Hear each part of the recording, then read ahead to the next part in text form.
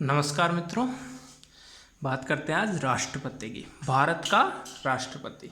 देखिए, भारत का राष्ट्रपति कौन से संविधान के कौन से अनुच्छेद में इसका उल्लेख है, कैसे शपथ लेता है, उसका कार्यकाल कितना होता है, योग्यता कैसी होती है, शपथ किस अनुच्छेद के तहत लेता है, वेतन भत्ते क्या होते हैं, शक्तियाँ क्या होती हैं, महाभियोग क्या होता है, इन सब की बात करेंगे इस लेक्चर में। बिना समय गंवाए हम शुरू करते हैं भारत का राष्ट्रपति। तो देखिए, भारत के राष्ट्रपति के बारे में अगर मैं बात करूं तो इसका जो आधार है वो भारत के संविधान में भाग 5 में इसका दिया गया है। भाग 5 है आर्टिकल 52 से 151, जिसमें आर्टिकल 52 में साफ साफ कहा है कि भारत का एक राष्ट्रपति होगा। अब देखिए, आपको एक छोटी सी बात बता देता हूँ। भारत एक गणतंत्रात्मक देश है। भारत एकात्मक और संघात्मक का मिक्स है। भारत संसदात्मक और अध्यक्षात्मक का मिक्स है। इनके बारे में एक छोटी चर्चा कर देता हूँ कि देखिए, संसदात्मक में क्या होता है कि एक नाम मात्र की कार्यपालिका होती है और एक वास्तविक कार्यपालिका होती है। नाम मात्र की कार्यपालिका काम होता है सैद्धांतिक, मतलब सिद्धांत, प्रिंसिपल के रूप में, जिसका अध्यक्ष कौन होता है? राष्ट्राध्यक्ष यानी राष्ट्रपति। और जो व्यवहारिक होती है उसका अध्यक्ष कौन होता है? पीएम। तो भारत में यही अपनाई गई है संसदात्मक। ठीक। अध्यक्षात्मक में क्या होता है? सत्ता केंद्र संसद के पास रहता है और राष्ट्रपति सर्वेसर्वा होता है। वहीं एकात्मक संघात्मक की बात करूं तो एकात्मक में निम्न सदन के प्रति सामूहिक रूप से उत्तरदायी होती है संसद। ठीक है। जैसे लोकसभा के प्रति उत्तरदायी है अपनी मंत्रिपरिषद या सरकार। ठीक है। और संघात्मक में वही नियंत्रण और संतुलन का सिद्धांत पाया जाता है, चेक एंड बैलेंस, जो कि अमेरिका में चलता है। तो भारत कैसा है?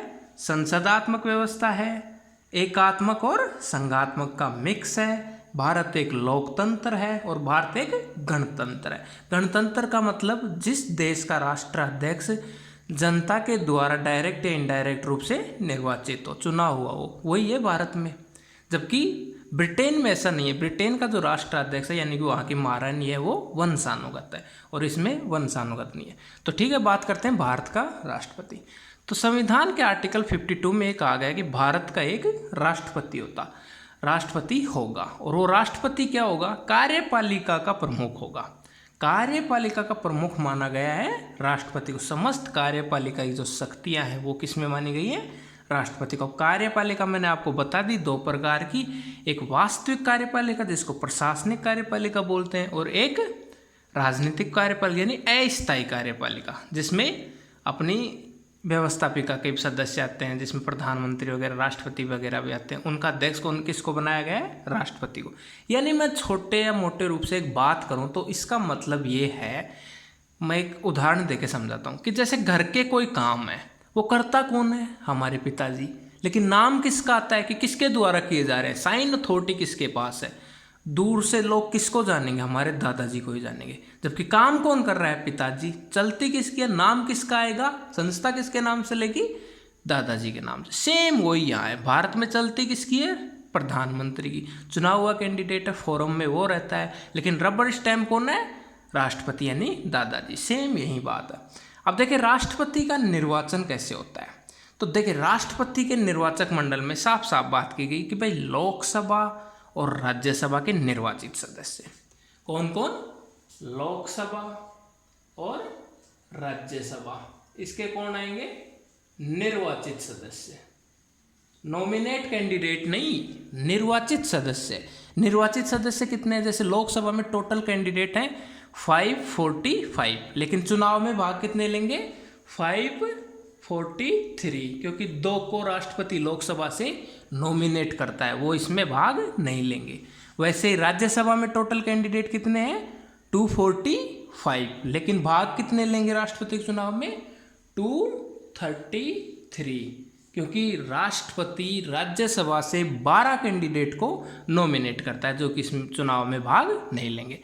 ठीक है, लोकसभा और राज्यसभा के निर्वाचित सदस्य हो गए। उसके बाद भारत की जितनी विधानसभाएं हैं, उन विधानसभाओं या जो भारत के केंद्र शासित प्रदेश हैं जिनमें विधानसभाएं हैं, उनके भी निर्वाचित सदस्य इसमें भाग लेंगे।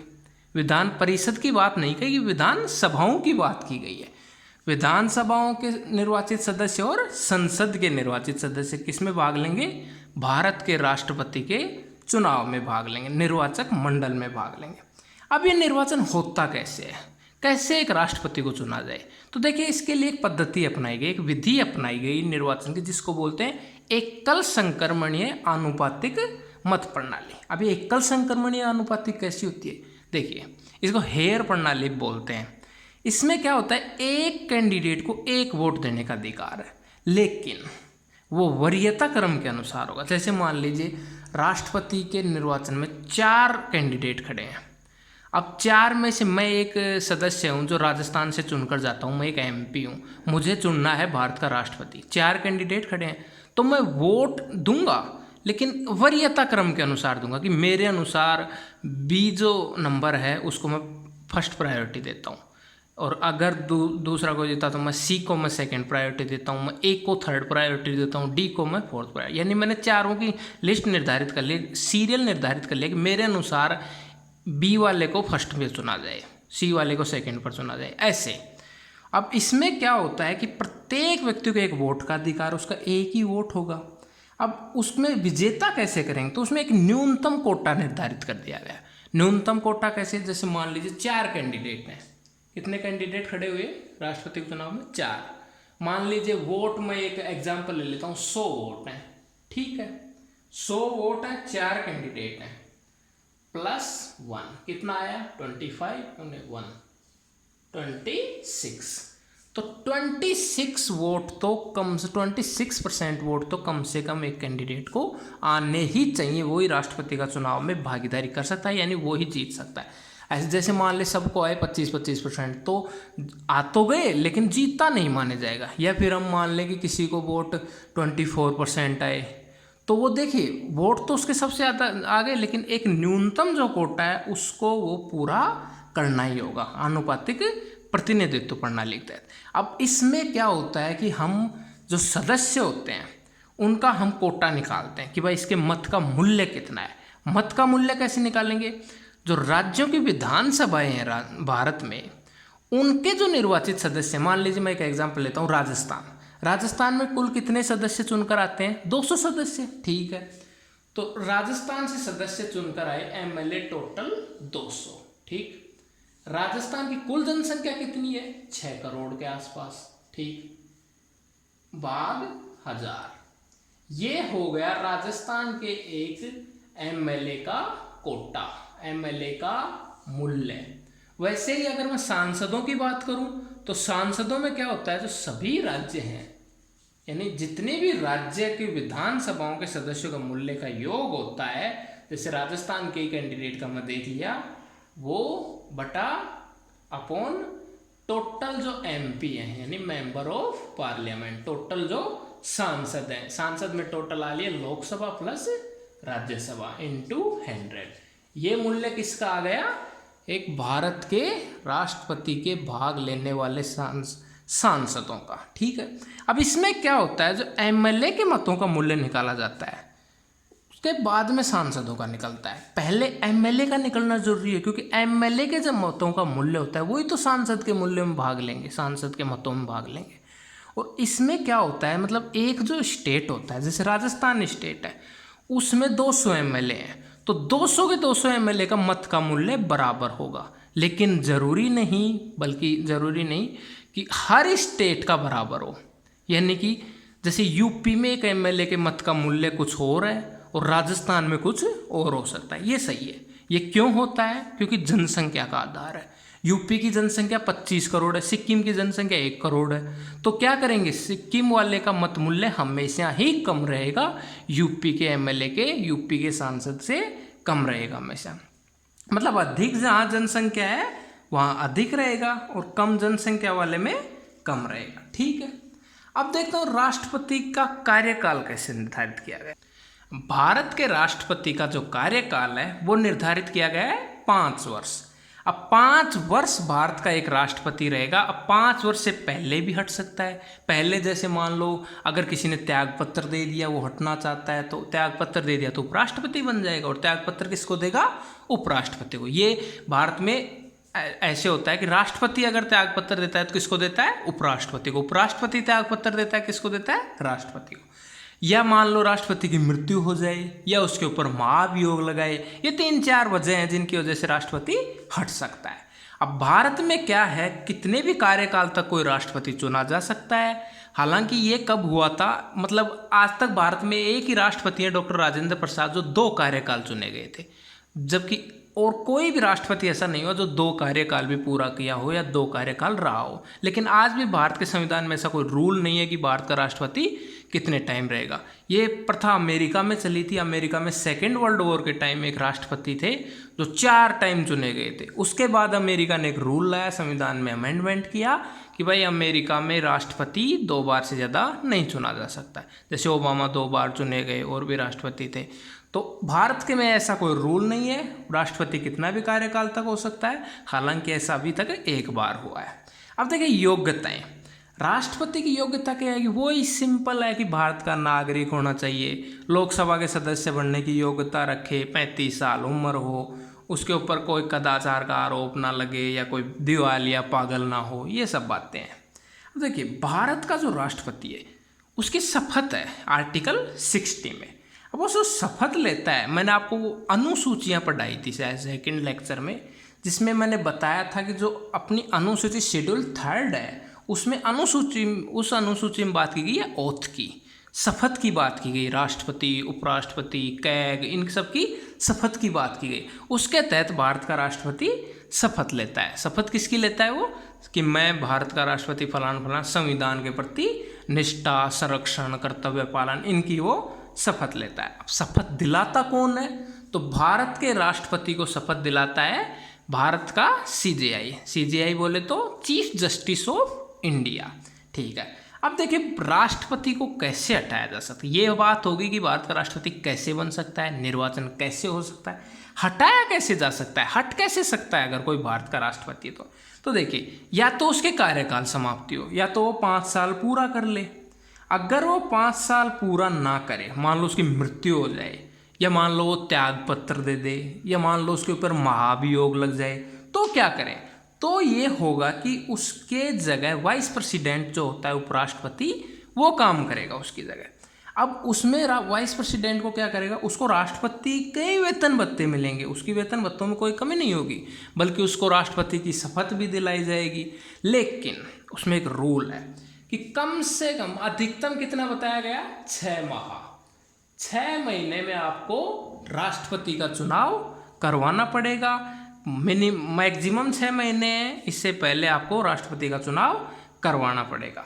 अब इसमें देखो आपको एक डिबेट थी जो 1969 के आसपास आई थी, आपको शायद याद होगा। जाकिर हुसैन भारत के राष्ट्रपति थे, जाकिर हुसैन की मृत्यु हो गई आकस्मिक रूप से। तो जाकिर हुसैन जब भारत के राष्ट्रपति थे, उनकी मृत्यु होगी, तो राष्ट्रपति कौन बनता, वाइस प्रेसिडेंट। अब वाइस प्रेसिडेंट देखो उस टाइम जाकिर हुसैन थे, जाकिर हुसैन की मृत्यु हो गई, राष्ट्रपति कौन बनता, वाइस प्रेसिडेंट। और वाइस प्रेसिडेंट कौन था, वीवी गिरी। लेकिन हुआ क्या, चुनाव होना था प्रेसिडेंट के लिए, और वीवी गिरी ने वाइस प्रेसिडेंट से इस्तीफा दे दिया, और किसका चुनाव लड़ा, राष्ट्रपति का। अब क्या होगा, ना राष्ट्रपति रहा ना उपराष्ट्रपति रहा। तो ये हुआ कि जो मोहम्मद हिदायतुल्लाह थे, उस टाइम के सीजेआई थे, जो चीफ जस्टिस ऑफ इंडिया थे, उनको कुछ कार्यकाल के लिए, कुछ समय के लिए प्रेसिडेंट बना दिया गया था। ऐसा भी टाइम आता है। अब देखिए और भी बहुत सारी बातें हैं कि भाई कई लोगों के सवाल होते हैं कि राष्ट्रपति मर जाए तो कौन होगा, तो उपराष्ट्रपति होगा, वो भी मर जाए तो कौन होगा, सीजेआई होगा, वो भी मर जाए तो कौन होगा। ये बच्चों वाले सवाल हैं। तो इसके लिए संसद विधि तैयार करेगी, नियम बनाएगी कि कौन होगा कौन नहीं होगा। बाकी छोटी मोटी बातें होती रहती हैं, जैसे कई बार राष्ट्रपति विदेशी यात्राओं पर भी चले जाते हैं, या कोई बीमार भी हो जाता है, तो उसकी जगह वाइस प्रेसिडेंट काम संभाल लेता है, उसमें इतनी प्रॉब्लम नहीं आती। अब देखिए राष्ट्रपति पर महाभियोग लगता है, मैंने बता दिया मृत्यु हो सकती है, राष्ट्रपति कहीं जा सकता है, राष्ट्रपति त्याग पत्र दे सकता है, कार्यकाल समाप्त हो सकता है, ये इजी बात है। लेकिन राष्ट्रपति पर महाभियोग लग सकता है। महाभियोग की बात आर्टिकल 61 के अनुसार महाभियोग कैसे लगेगा, राष्ट्रपति के ऊपर महाभियोग कैसे लगेगा, तो राष्ट्रपति के ऊपर महाभियोग लगाने के लिए आर्टिकल 61 में बात की गई कि भाई कैसे राष्ट्रपति के ऊपर महाभियोग लगेगा। तो देखिए 2 आधार उसके लिए बताए गए, या तो वो संविधान का उल्लंघन करे, या फिर उसके ऊपर कोई कदाचार साबित हो, कोई असमर्थता साबित हो कि भाई ये काम नहीं कर पा रहा है। ये 2 आधार बताए गए। अब कहाँ लगेगा महाभियोग? तो महाभियोग में ये बात की गई कि भाई संसद में लोकसभा हो चाहे राज्यसभा हो, दोनों में से कोई भी सदन ला सकता है महाभियोग का प्रस्ताव, कोई भी ला सकता है। ऐसी कोई बाउंडेशन नहीं है कि राज्यसभा लाए या लोकसभा, कोई भी ला सकता है। लेकिन जो सदन ला रहा है उसका सबसे पहले 1/4 सदस्य, कितना 1/4 सदस्य हस्ताक्षर करें ये प्रस्ताव लाने के लिए। देखिए अभी महाभियोग नहीं लगा, लेकिन 1/4 सदस्य जो सदन महाभियोग ला रहा है उसके 1/4 सदस्य तो पहले ये साइन करें कि चलिए ठीक है भारत के राष्ट्रपति के ऊपर महाभियोग लाते हैं। बाकी बात की है। अब राष्ट्रपति को 14 दिन की आप पूर्व अनुमति दो। 14 दिन पहले आपको बताना पड़ेगा राष्ट्रपति महोदय को कि साहब हम आपके ऊपर महाभियोग लाने जा रहे हैं। इससे राष्ट्रपति रेडी हो जाता है। और इसकी अनुमति कौन देगा आपको? अध्यक्ष या सभापति। अध्यक्ष लोकसभा में और सभापति राज्यसभा में। सभापति कौन होता है राज्यसभा का? उपराष्ट्रपति। अब होगा क्या कि इसकी जांच करवाएंगे सदन, और इसमें प्रेसिडेंट को भी ये रियायत दी गई कि भाई जब प्रेसिडेंट के ऊपर आखिर महाभियोग लाया जा रहा है तो प्रेसिडेंट खुद भी इस प्रक्रिया में शामिल हो सकता है। यदि प्रेसिडेंट ना हो तो अपना कोई प्रतिनिधि भेज सकता है वो। अब ये क्या होगा, जिस सदन में 1/4 ने साइन किया ये दूसरे सदन में जाएगा, वहां भी इसका अनुमोदन होगा। फिर क्या होगा, जिस सदन में ये प्रस्ताव आया, मान लो ये प्रस्ताव आया लोकसभा में, तो उसका 3/4 सदस्य उस पर साइन करे कि ठीक है भारत के राष्ट्रपति पर हम महाभियोग को साइन करते हैं, पारित करते हैं। फिर ये दूसरे सदन में जाएगा, दूसरा सदन राज्यसभा, राज्यसभा में भी ये 3/4 बहुमत से ये पारित हो। अगर ऐसा हुआ तो फिर भारत का राष्ट्रपति पद से हट जाएगा। अच्छा, इसमें भाग कौन लेंगे? इसमें दोनों भाग लेंगे। मैंने आपको बताया था राष्ट्रपति का जब चुनाव होता है तो उसमें मनोनीत सदस्य भाग नहीं लेते, ओनली इलेक्टेड निर्वाचित सदस्य भाग लेते हैं। लेकिन जब राष्ट्रपति को हटाने की बात आती है तो दोनों भाग ले सकते हैं। तो इसमें निर्वाचित सदस्य भी भाग ले सकते हैं और मनोनीत सदस्य भी भाग ले सकते हैं। अब अगर ये सारी प्रक्रिया पूरी हुई तो भारत के राष्ट्रपति को महाभियोग से हटा दिया जाएगा। अब देखिए भारत के राष्ट्रपति के बारे में कुछ फैक्ट्स मैं आपको बता देता हूँ। जैसे भारत के राष्ट्रपति का कार्यकाल निर्धारित नहीं किया गया। 5 वर्ष है, मतलब कितने समय रह सकता है या वो कितने टाइम रह सकता है, यानी 2 टाइम 3 टाइम, वो कोई निर्धारित किया नहीं गया। 14 राष्ट्रपति भारत के अब तक चुने गए। शुरू में कौन चुना गया था? 24 जनवरी 1950। भारत का संविधान 26 जनवरी 1950 को शुरू हुआ था। आंशिक रूप से 2 दिन पहले 24 जनवरी 1950 से राष्ट्रपति को बना दिया गया था, डॉक्टर राजेंद्र प्रसाद को बना दिया गया था। राजेंद्र प्रसाद बहुत लंबे राष्ट्रपति रहे थे, लगभग 12 वर्ष तक, क्योंकि वो तो 47 के आसपास से ही राष्ट्रपति थे। जब संविधान सभा बनी थी तो अध्यक्ष वही थे। 11 दिसंबर 1947 के आसपास, 48 के आसपास वही तो थे राष्ट्रपति, उन्हीं को बना रखा था, उन्हीं का सबसे लंबा कार्यकाल था। अब इसमें क्या हुआ कि जो अल्पसंख्यक थे, जाकिर हुसैन साहब जो पहले अल्पसंख्यक राष्ट्रपति चुने गए, और इसमें सबसे इम्पोर्टेंट बात यह देखी गई कि कुछ ऐसे भी राष्ट्रपति बने जो CJI थे, जैसे मोहम्मद हिदायतुल्ला साहब। मोहम्मद हिदायतुल्ला क्या थे? CJI, यानी कि चीफ जस्टिस ऑफ इंडिया थे, लेकिन उनको बनाया गया। VV गिरी साहब चुनाव में भाग ले रहे थे, जाकिर हुसैन साहब की मृत्यु हो चुकी थी, इसलिए उनको ये कार्यकाल दिया गया। BD जत्ती भी थे इसमें।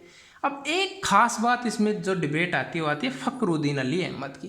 फ़खरुद्दीन अली अहमद ऐसे राष्ट्रपति हुए जो पहले चुनाव हार गए थे, उसके बाद पूर्ण बहुमत से, यानी कि बिना किसी की नाराज़गी के उनको राष्ट्रपति चुन लिया गया। और राष्ट्रपति वो कब रहे?